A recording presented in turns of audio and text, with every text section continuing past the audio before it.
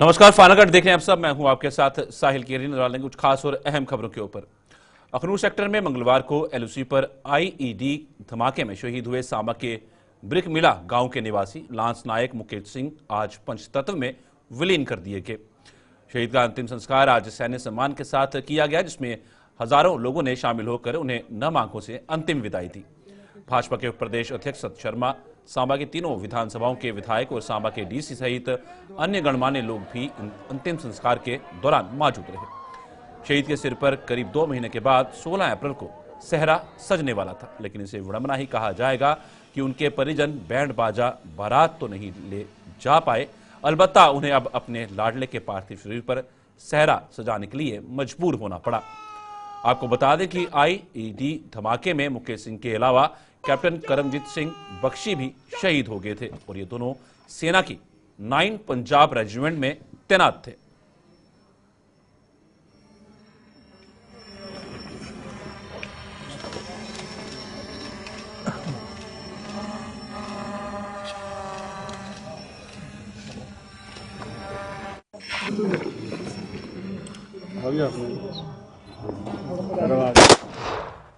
Ready fire.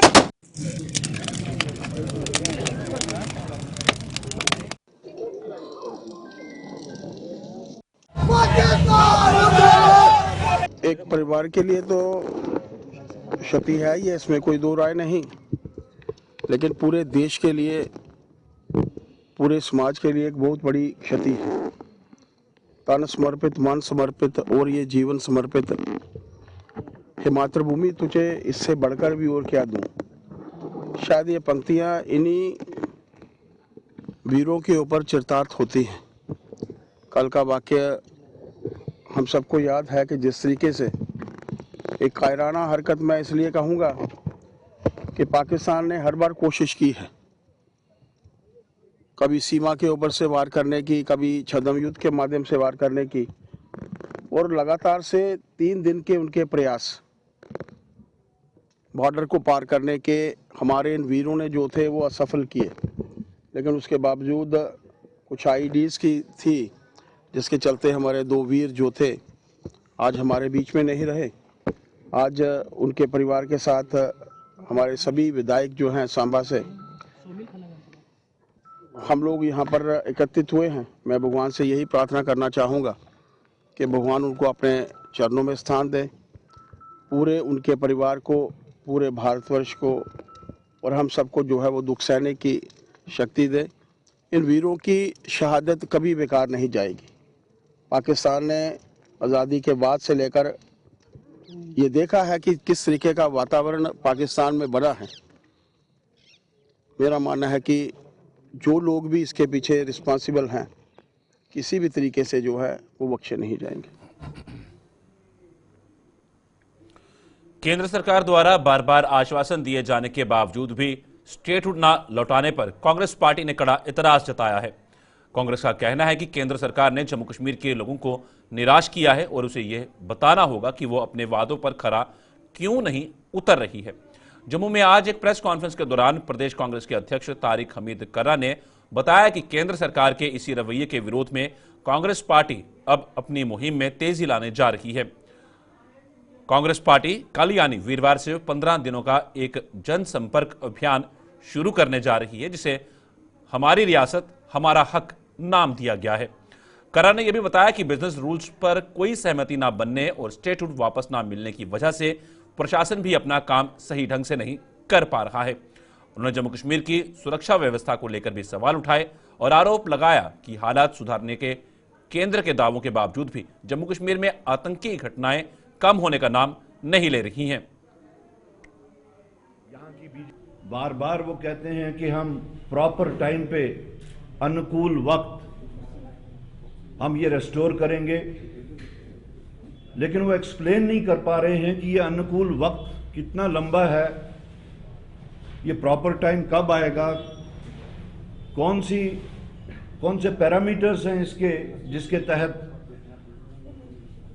वो statehood हमें restore करना चाहते भी हैं या नहीं चाहते हैं। अब तो उनके इंटेंशंस पे हमें मुकम्मल शक हो रहा है। और साथ साथ हम ये भी कहेंगे कि उनकी कमिटमेंट्स के मुताबिक उन्होंने जम्मू कश्मीर के लोगों को बिट्रे किया है और उसके वास्ते उनको जवाब देना पड़ेगा, न कि बीजेपी की जो सेंट्रल लीडरशिप है बल्कि जम्मू कश्मीर की भी जो लीडरशिप है बीजेपी की, उनको भी जवाब देना होगा कि बावजूद इसके कि उन्होंने बार बार स्टेटहुड का प्रॉमिस जो था वो फुलफिल करने की बात कही, लेकिन तब भी वो नहीं हुआ। तो कांग्रेस पार्टी ने ये फैसला किया है कि हम इस रेस्टोरेशन की मुहिम को तेज करेंगे और एक प्रोग्राम, हमारा जो मास कांटेक्ट प्रोग्राम है हमारे वर्कर्स के साथ में, हम तकरीबन 15 दिन का कल से शुरू कर रहे हैं वो प्रोग्राम, जिसका नाम हमने हमारी रियासत हमारा हक, उसके तहत हम ये प्रोग्राम शुरू कर रहे हैं। जहां तक एडमिनिस्ट्रेशन का ताल्लुक है, अगर वो काम करना भी चाहते हैं लेकिन दे आर हिट बाय, एक तो एक साइड से जो बिजनेस रूल्स का कंफ्यूजन अभी तक दूर नहीं हुआ और दूसरी तरफ से स्टेटहुड ग्रांट नहीं हुई, तो हमारा मानना है कि अगर एडमिनिस्ट्रेशन हैंडीकैप है तो वो स्टेटहुड के ग्रांट ना होने से एक साइड, और दूसरी साइड बिजनेस रूल्स का फाइनलाइज ना होना। हालांकि उसमें सरकार ने कमेटी बिठाई हुई थी और हम उम्मीद करते हैं कि वो कमेटी बिजनेस रूल्स के मुतालिक जो बैठी थी वो जल्द से जल्द अपनी रिपोर्ट पेश करेगी। लेकिन इन दो चीजों के ना होने में से लोगों में एक सिनिसिज्म पैदा हो रहा है, और जो मैटर ऑफ कंसर्न सबसे बड़ा वो ये है कि डेमोक्रेटिक सिस्टम जो रेस्टोर हो गया था, यहां पे बड़ी मेहनत की गई थी, उस पे लोगों ने उसमें बहुत कोऑपरेट भी किया, बड़ी तादाद में लोग वोट डालने भी निकले, कहीं उस डेमोक्रेटिक सिस्टम को खतरा न लाहक हो, ये एक बहुत बड़ा कंसर्न है। आप देखिए सिक्योरिटी के कंसर्न्स, गवर्नमेंट ऑफ इंडिया एक साइड से टॉल क्लेम्स करती आई है कि हालात सब कुछ ठीक है, everything is hunky dory, while as you see every day or every week there are killings, security forces की भी और सिविलियंस की भी। आज ही आप देख लीजिए, we condemn that killing, that dastardly act जो हुआ है वो हम कंडेम करते हैं, लेकिन कंडेमनेशन से ही सिचुएशन ठीक तो नहीं होगी ना। जिन लोगों का फर्ज बनता है, सिक्योरिटी फोर्सेस डायरेक्टली इस वक्त गवर्नमेंट ऑफ इंडिया के अंडर काम कर रहे हैं, पैरामिलिट्री फोर्सेस है, आर्मी है, तो day by day security concern जो नेशनल लेवल के हैं वो बढ़ते ही जा रहे हैं। Government of India needs to come clean on this thing, whether the situation is under control as they claim or it is contrary to that. Break के बाद आपका स्वागत है। बढ़ते हैं आगे। जम्मू स्मार्ट सिटी परियोजना के तहत जम्मू की स्मार्टनेस बढ़ाने के लिए एक और बड़ा कदम उठाया गया है। इसके तहत शहर के इंदिरा चौक और अप्सरा रोड पर जम्मू की संस्कृति को दर्शाने वाली प्रतिमाएं स्थापित की जा रही हैं। करीब 70 लाख रुपए की इस परियोजना के तहत सेल्फी पॉइंट भी बनाए जा रहे हैं। हमारे संवाददाता शिल्पा शर्मा ने ग्राउंड जीरो से इस परियोजना का जायजा लिया और क्या कुछ खास रहेगा इस परियोजना में, आइए आपको बताते हैं। अमर हमारे साथ इस समय मौजूद है। सर, ये परियोजना 70 लाख की लागत से इसे बनाया गया है, क्या कुछ ये दर्शाना चाहती हैं और ये काम इस समय किया जा रहा है, कब तक ये काम खत्म होगा? ये आने वाले 10 से 15 दिन में ये ऑलमोस्ट कंप्लीट हो जाएगा। ये स्टैचूज तो स्कल्पचर्स कंप्लीट हैं इसमें सिर्फ अब इनके पेडिस्टल्स बनने हैं और इसकी पेरिफेरी बनेगी और लाइटिंग लगेगी। ऑलमोस्ट 10 से 15 दिन में ये रेडी हो जाएंगे। हर एक मूर्ति अपनी संस्कृति दर्शाती है, क्या कुछ महत्व है इनका? देखो, ये हमारे फोक इंस्ट्रूमेंट्स हैं जो हमारी यूथ है, यंग जनरेशन है, उनको इनके बारे में पता ही नहीं। जो अभी तक सिर्फ ओकेजनली ये कहीं पे जैसे कोई बैसाखी फेस्टिवल होता है या कोई एकेडमी प्रोग्राम करवाती है तब ये लोगों की नज़र में आते हैं। और इसका एक स्मार्ट सिटी जम्मू सीओजी का ये भी एक इनिशिएटिव था कि लोग अपनी संस्कृति से जुड़ें, उनको अपने फोक इंस्ट्रूमेंट्स, हमारी डांस फॉर्म्स क्या हैं, आर्ट कल्चर के बारे में लोगों को पता चले। और ये सेंटर ऑफ अट्रैक्शन भी रहेगा लोगों के लिए, क्योंकि कई लोगों ने सिर्फ ये इंस्ट्रूमेंट्स के नाम सुने होंगे, कई उन्हें सुने भी नहीं होंगे, और ये रूबरू देखेंगे उनको। और जिसमें ये डोल है, खड़ताल है, वंजली है, चिमटा है, नरसिंगा है, कैल है, जो ट्रेडिशनल इंस्ट्रूमेंट्स थे हमारे जो ओकेजनली बजते थे, अब ये कम से कम फिजिकली लोग इसको देख सकेंगे। अवेयरनेस कितनी होगी कि आम जनता या फिर जो हमारा यूथ है, जो हमारी आने वाली जनरेशन है, वो इन सब चीज़ों को समझ पाएगी? बिल्कुल, ये अगर कोई देखेगा तो वो पूछेगा ज़रूर अपने बड़ों से कि वहाँ पे हमने देखे वो स्टैचूज़ लगे हैं, उनके हाथ में ऐसे वाला इंस्ट्रूमेंट था, वो कौन सा था।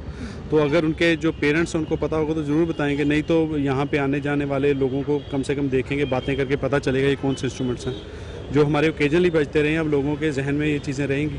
जम्मू को स्मार्ट बनाने के लिए अलग अलग परियोजनाएं यहाँ पर देखने को मिल रही है और जम्मू किस प्रकार से और भी ज्यादा खूबसूरत लगे, इसको लेकर लगातार कोशिश जो है वो की जा रही है। इस समय हम जम्मू के इंदिरा चौक में मौजूद हैं और यहाँ पर 7 मूर्तियां जो है वो यहाँ पर स्थापित की गई है। हर एक मूर्ति अलग अपनी संस्कृति जो है वो यहाँ पर दर्शाती है। जम्मू स्मार्ट सिटी परियोजना के तहत 70 लाख की लागत से जो है वो इन मूर्तियों को यहाँ पर स्थापित किया गया। हालांकि इस समय काम जारी है और करीबन 10 दिन के बाद इस काम को मुकम्मल किया जाएगा और उसके बाद आप देखेंगे ये एक सेल्फी पॉइंट भी बनेगा। लेकिन जम्मू का जो कल्चर है, जम्मू का जो ट्रेडिशन है, उसे यहाँ पर दर्शाने का प्रयास यहाँ पर किया गया है ताकि जो हमारी जनरेशन है, आने वाली जनरेशन है, वो ये समझ सके कि जम्मू का कल्चर क्या कुछ है, जम्मू का डोगरा कल्चर क्या कुछ है, क्योंकि हर एक मूर्ति यहाँ पर अपनी संस्कृति दर्शाती है। आप देखिए बाजे के साथ यहाँ पर मूर्ति बनाई गई है, ये अपनी ही जगह पर जो है वो अलग संस्कृति यहाँ पर दर्शाती है कि इसका महत्व क्या कुछ है।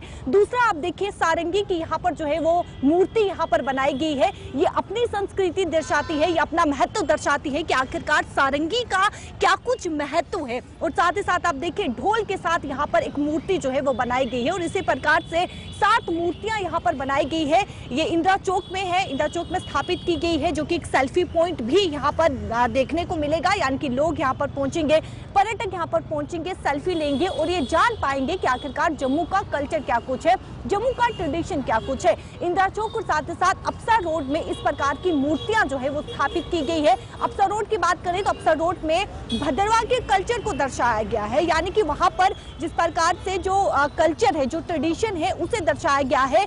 भद्रवाह की अगर मैं बात करूं तो भद्रवाह का कुंड मेला वहां पर जिस प्रकार से लगता है, उनकी मूर्तियां वहां पर जो है वो लगाई गई है ताकि भद्रवाह का कल्चर भी जो है वो दर्शाया जा सके। और ये आप देख सकते हैं यहाँ पर काम जो है वो इस समय किया जा रहा है और 10 दिन के बाद ये काम मुकम्मल हो जाएगा।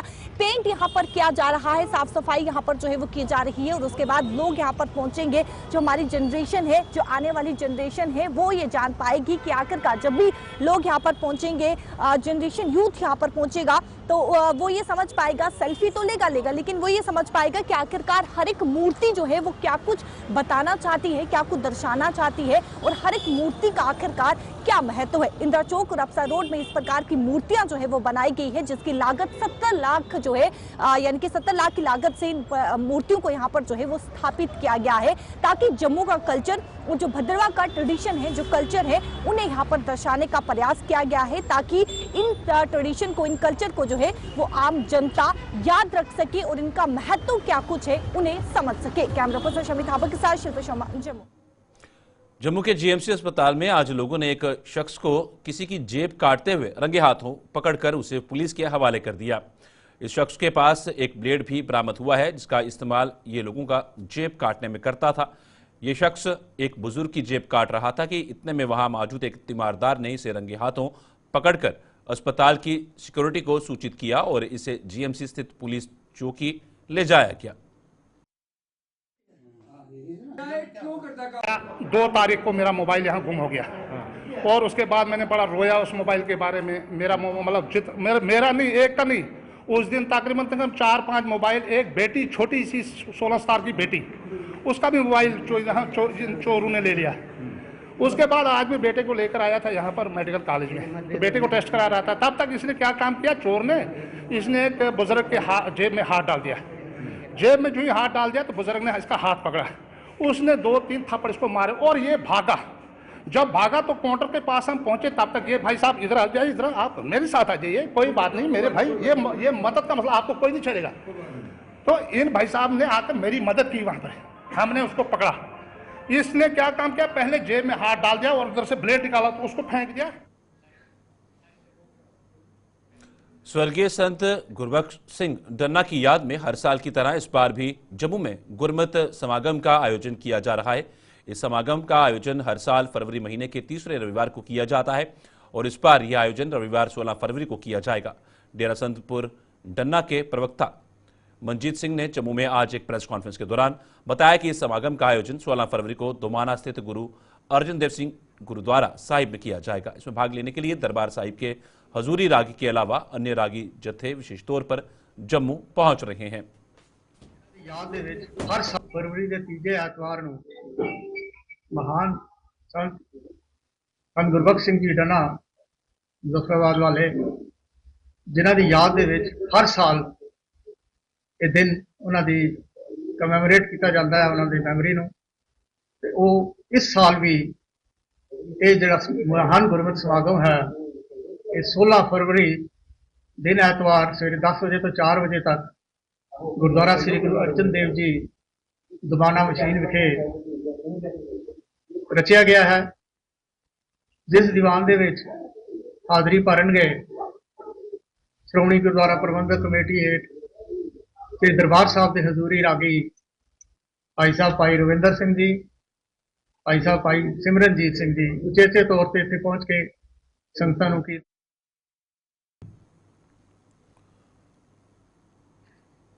डोडा के जीएमसी अस्पताल के इमरजेंसी वार्ड में पर्याप्त मात्रा में बेड न होने से मरीजों को दिक्कतों का सामना करना पड़ रहा है।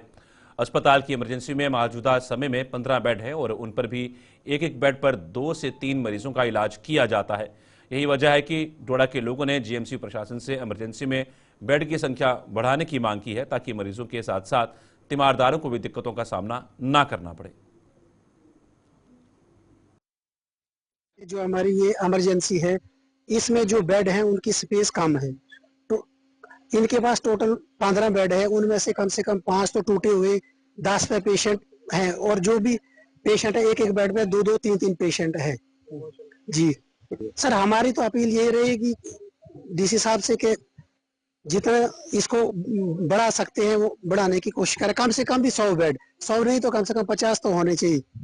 इमरजेंसी जो है हमारे यहाँ, इसमें कुछ बेड लगे हुए हैं और ख़ास तौर पर जब कहीं इमरजेंसी वाक़ई पड़ती है तो उसमें हमें काफ़ी मुश्किलात का सामना करना पड़ रहा है। जबकि हमारे पास यहाँ पे ज़मीन है और ये आप अपने कैमरे में देख सकते हैं, ये हमारे पास जो बिल्डिंग बनी है वो बिल्कुल अभी अधूरी है और उसमें जो हम खास कर यहाँ से सीटी स्कैन वगैरह करने जाते हैं तो यहाँ से बड़ी मुश्किलात हो जाती है। जब तक हम पेशेंट को वहाँ पहुँचाते हैं तो काफ़ी सफ़र करना पड़ता है लोगों को। इमरजेंसी के हवाले से हमारी यही गुजारिश रहेगी और मौजमाना गुजारिश रहेगी, क्योंकि बड़ा सफ़र करना पड़ता है यहाँ की गरीब आवाम को, जो अतराफ से लोग आते हैं और ख़ास कर जो सिटी में लोग यहाँ पे आते हैं। तो जब यहाँ पे हम देखने को ये मिलता है तो बड़ी परेशानी हो जाती है, बहुत मुश्किलात हो जाती है। तो हमारी यही रिक्वेस्ट रहेगी इंतज़ामिया से कि वो इस पे ध्यान दें कि मजीद इसको तवस्सी की जाए और या एक बेड पे अंदर आप देख सकते हैं एक बेड पे 2-2, 3-3 पेशेंट रखने पड़ते हैं। गुलिस्तान में खबरों का सिलसिला यूं चलता रहेगा। फिलहाल फाइनल कट में इतना ही, दीजिए इजाजत, नमस्कार।